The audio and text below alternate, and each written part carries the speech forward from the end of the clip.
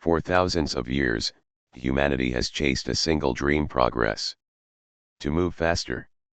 To build stronger. To live longer. We believed that progress meant freedom from hunger, from ignorance, from suffering. But what if we were wrong? What if, somewhere along the way, the very thing that promised liberation, became our cage? What if progress itself, technological, economic, even moral, turned into the new prison of the modern age? This is not a story about technology. It's a story about how the idea of progress, once humanity's greatest hope, became the most subtle form of control. Let's go back to where it all began. In the 18th century, during the Age of Enlightenment, progress was the heartbeat of a new world. The old order, kings, churches, rigid hierarchies, was being questioned. Thinkers like Francis Bacon, Voltaire, and Isaac Newton believed that reason and science could unlock a better future. For the first time in history, humanity felt in control of its destiny. Steam engines replaced manual labor. Vaccines began saving lives. Printing presses spread knowledge faster than any empire ever could. Progress wasn't just invention, it was liberation. Every discovery, every innovation, chipped away at the walls of ignorance and poverty. By the 19th century, factories lit up cities.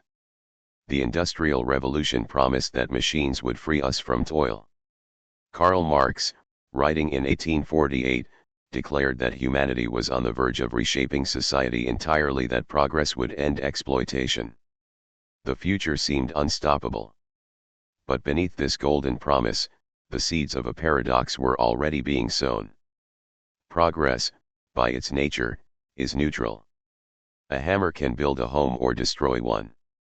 And by the late 19th century, progress found a new master: profit. The Second Industrial Revolution brought electricity, steel, telegraphs, and global trade. But these inventions didn't belong to the people, they belonged to corporations. The dream of freedom was quietly replaced by a system of dependency. Factory workers no longer toiled for survival, they toiled for shareholders. Cities expanded, but so did poverty. Machines produced abundance, but also alienation. In 1903, sociologist Max Weber warned that society was becoming trapped in what he called the iron cage of rationality.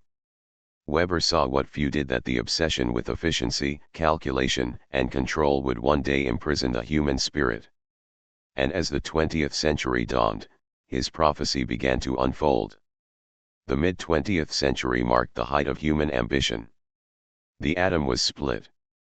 Man walked on the moon. Computers began to hum quietly in the background. We believed that more was always better: more production, more consumption, more power.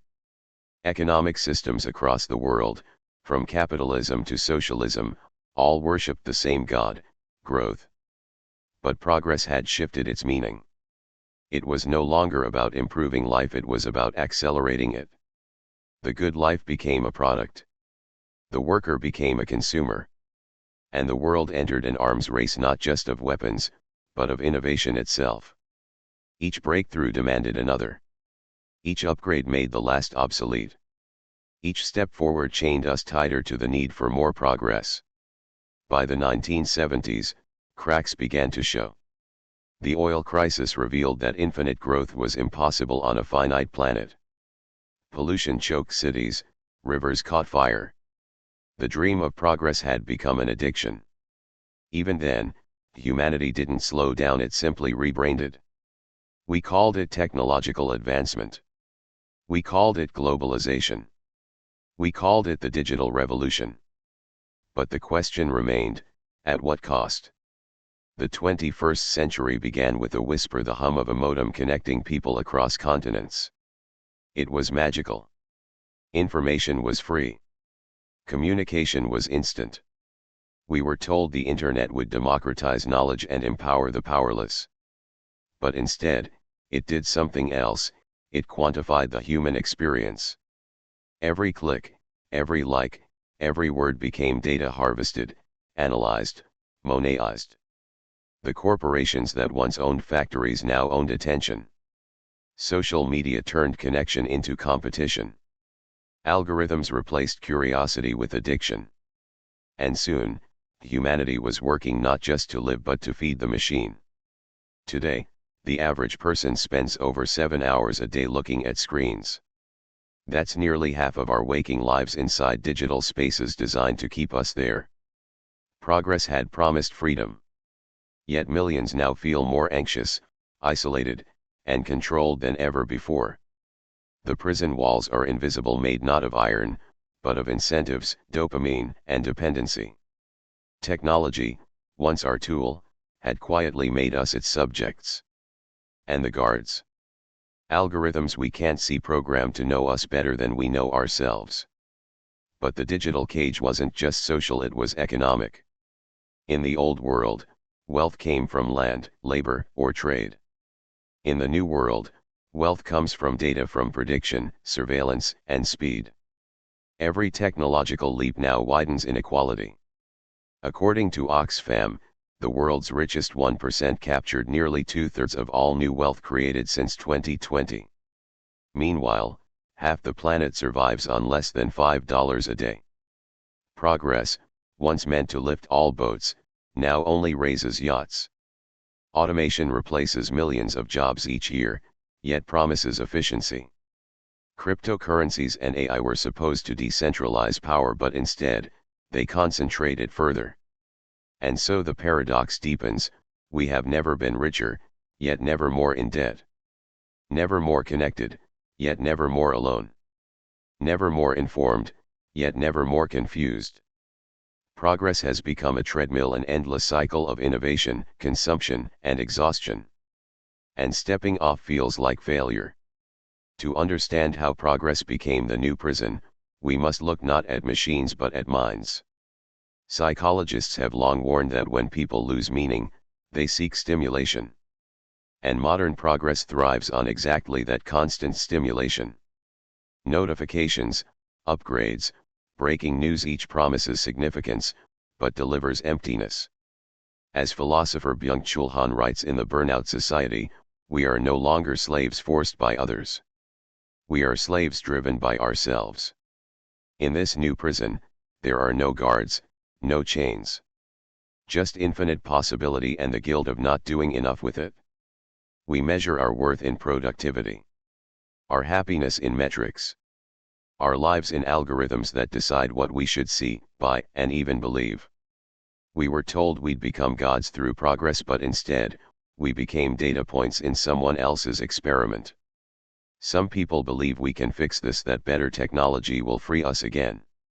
Smarter AI, greener energy, faster communication. But here's the tragedy: the system that created the problem sells us the solution as another product of progress. We buy digital detox apps from the same companies that designed our addiction. We plant trees through corporations whose servers consume more power than nations. We talk about sustainability while shipping goods across oceans for overnight delivery. This is the ultimate trick of modern progress. It convinces us that salvation lies in the same tools that enslaved us. We don't need fewer machines, we need fewer illusions. Every great civilization in history, from Rome to the Maya, believed it was advancing toward perfection. But civilizations don't collapse from failure. They collapse from overextension, when their own success becomes unsustainable. Rome's roads connected the world and drained its empire. The Mayas' agricultural mastery led to ecological exhaustion. The British Empire's industrial might birthed the chaos of the modern global economy. Ours is no different. Our empire is digital, global, instantaneous, and it runs on endless progress. But progress without purpose is motion without meaning. And motion without meaning leads to collapse, not always physical, but spiritual. Today, the average smartphone has more computing power than NASA did in 1969. Yet depression rates have soared by over 60% among young people in the last decade. We have access to infinite knowledge, but attention spans shorter than ever. We can connect with anyone, anywhere, yet loneliness is now labeled an epidemic. Even global institutions chase metrics of growth while ignoring metrics of well-being. GDP rises as forests fall. Stock markets thrive while mental health collapses. We call this progress, but it looks more like addiction on a civilizational scale. Maybe progress was never about speed. Maybe it was about direction. And somewhere along the way, we stopped steering. All is not lost. Across the world, small movements are emerging, not against progress, but for balance. Some nations are redefining success beyond GDP, measuring happiness, sustainability, and social trust.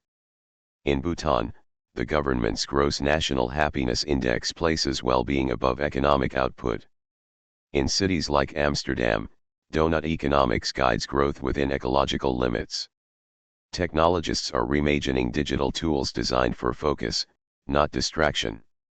Even major companies, under pressure, are confronting the dark psychology of their own designs. The cracks in the digital cage are visible, but escaping will require more than reforms. It will require rethinking what progress means.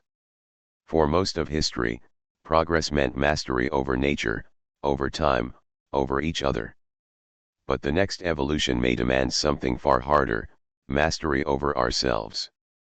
Progress must no longer be measured in speed or scale, but in sustainability and sanity.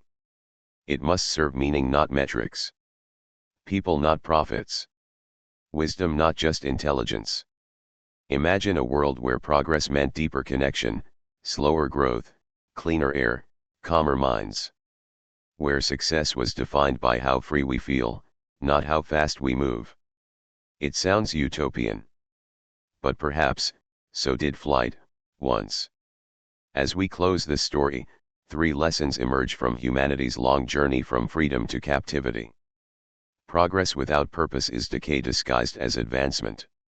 Technology should serve meaning, not replace it.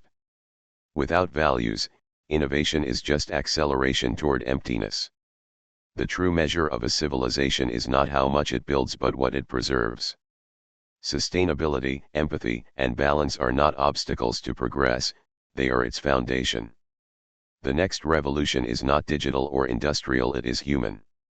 To escape the prison of progress, we must rediscover stillness, humility, and control over our attention. Progress was never the enemy. It was the mirror reflecting who we are, and what we value. We built machines to free ourselves, and instead, built systems that captured our souls. But within every prison lies the blueprint for escape awareness. Perhaps the next great leap forward won't be made in code or circuits, but in consciousness. This was when progress became the new prison. If this story made you pause, reflect, or rethink, share what progress means to you. Because maybe, freedom begins the moment we start asking the right questions.